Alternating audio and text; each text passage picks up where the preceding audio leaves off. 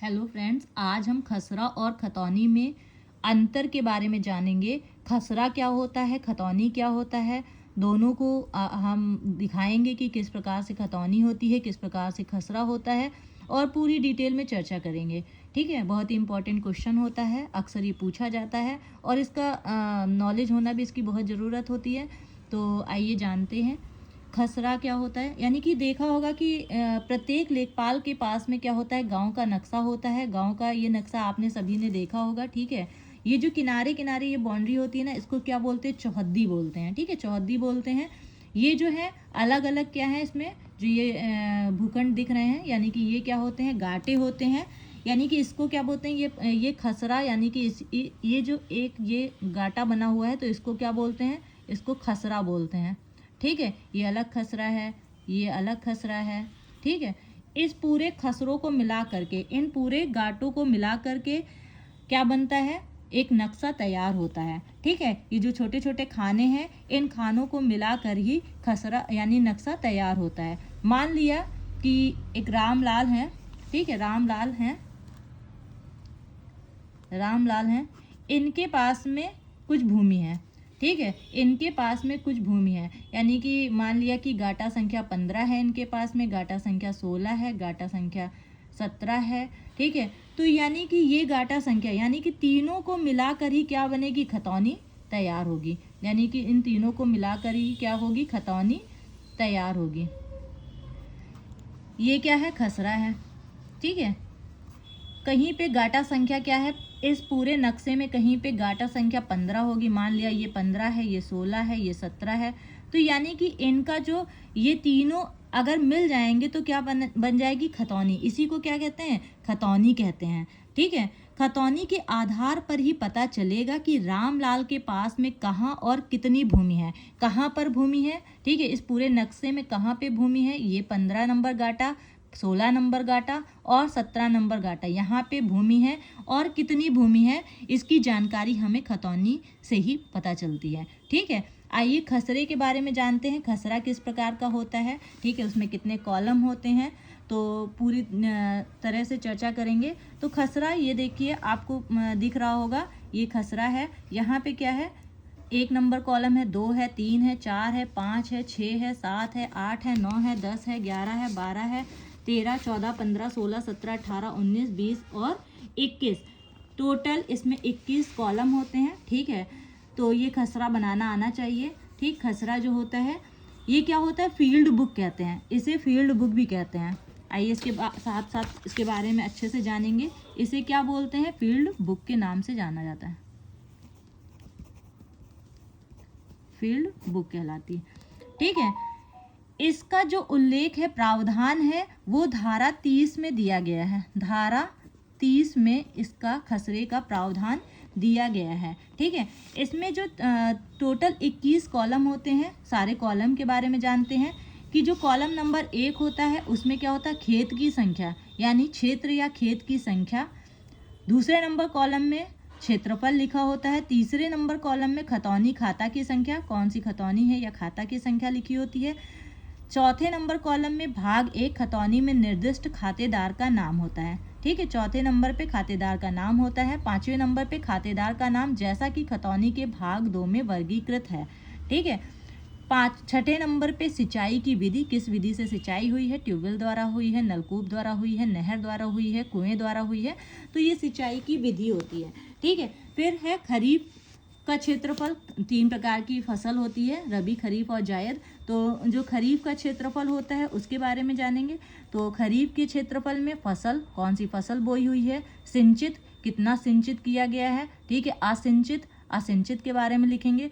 फिर उसके बाद में कितना, फिर इसमें रबी क्षेत्रफल में क्या होगा, फसल होगी, सिंचित, असिंचित। उसी प्रकार से जायद होगा, 13 नंबर कॉलम में फसल होगा, सिंचित होगा, असिंचित होगा।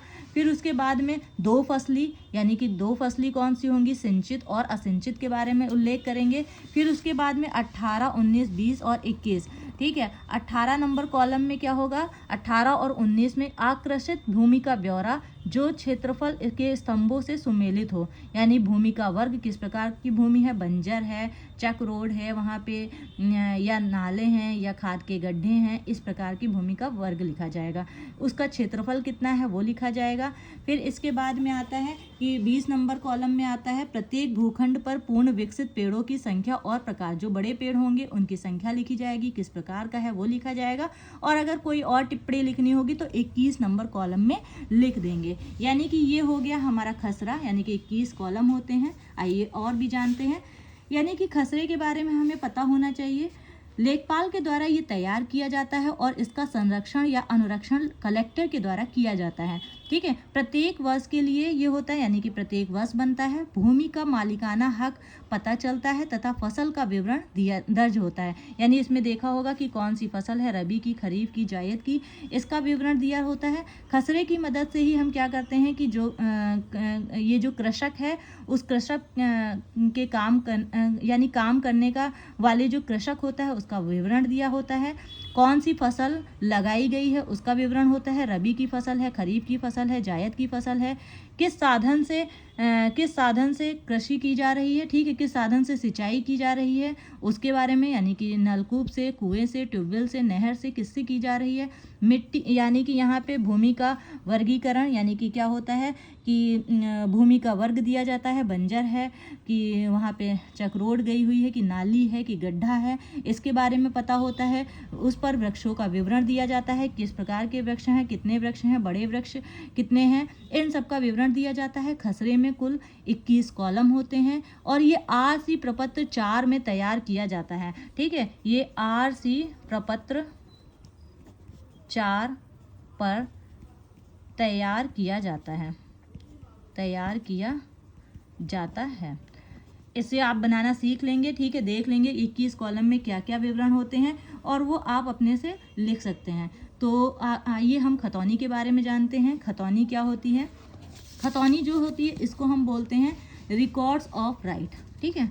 खतौनी के बारे में जानेंगे। ये क्या कहलाती है, रिकॉर्ड ऑफ राइट्स, यानी कि ये क्या होता है, अधिकार अभिलेख होता है, ठीक है, अधिकार अभिलेख होता है, ठीक है। ये अधिकार अभिलेख होता है, लेखपाल के द्वारा तैयार की जाती है, यह कलेक्टर के द्वारा रखी जाती है, ठीक है। ये हमेशा 6 वर्ष के लिए होती है, 6 वर्ष यानी कि 6 वर्ष होगा फिर एक तैयार की जाएगी, ठीक है। ये एक ऐसा रजिस्टर होता है जो यह बताता है कि कौन सा जोतदार किस हैसियत से भूमि धारण कर रहा है, ठीक है, यानी कि क्या वह मालिक है, पूर्ण मालिक है या मालिकाना हक दिया गया है। ये सब किससे पता चलता है, खतौनी से पता चलता है।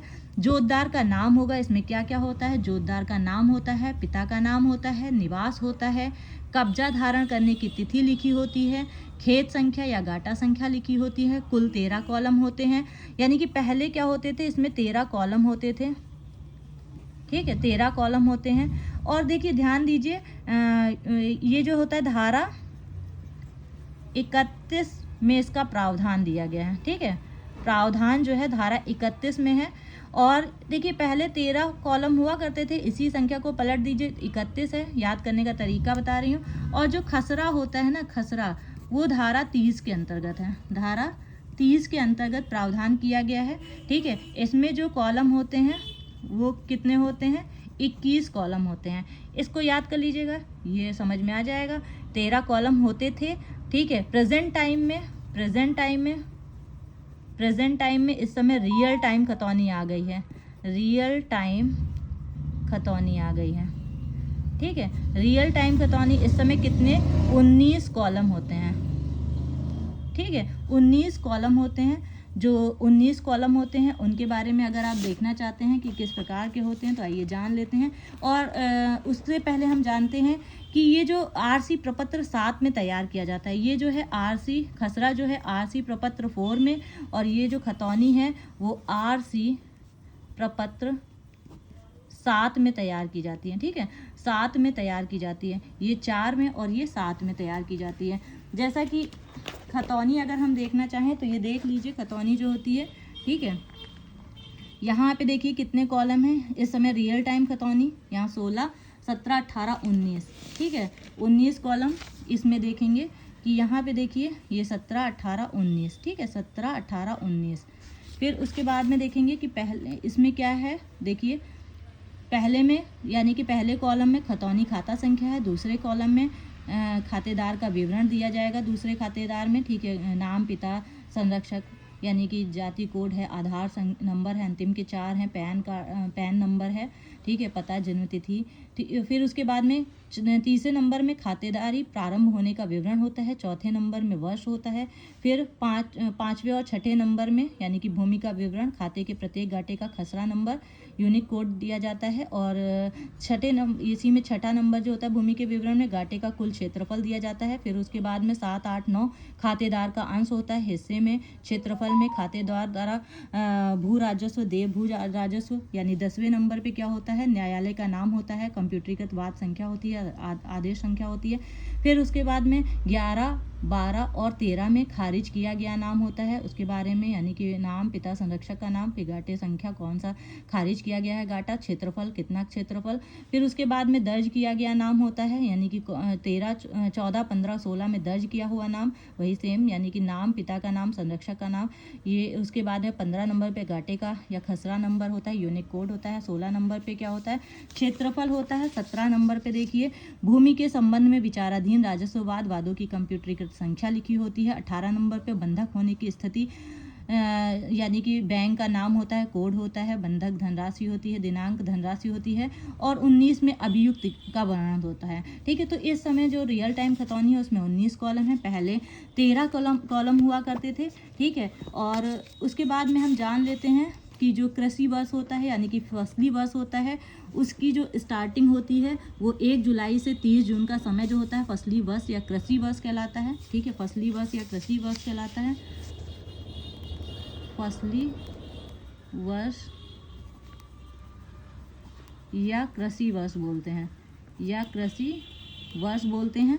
कब से स्टार्ट होता है, 1 जुलाई से स्टार्ट होता है और 30 जून तक समाप्त होता है, ठीक है। ये जो समय होता है वो फसली वर्ष कहलाता है। फसली वर्ष की स्टार्टिंग जो है पता होगा कि अकबर के शासनकाल में हुई थी, इसे हिजरी वर्ष भी कहा जाता है। आशा करती हूँ कि पूरा समझ में आया होगा। प्लीज़ कमेंट करके बताइएगा आपको वीडियो कैसा लगा, प्लीज़ शेयर कीजिएगा। Thank you so much.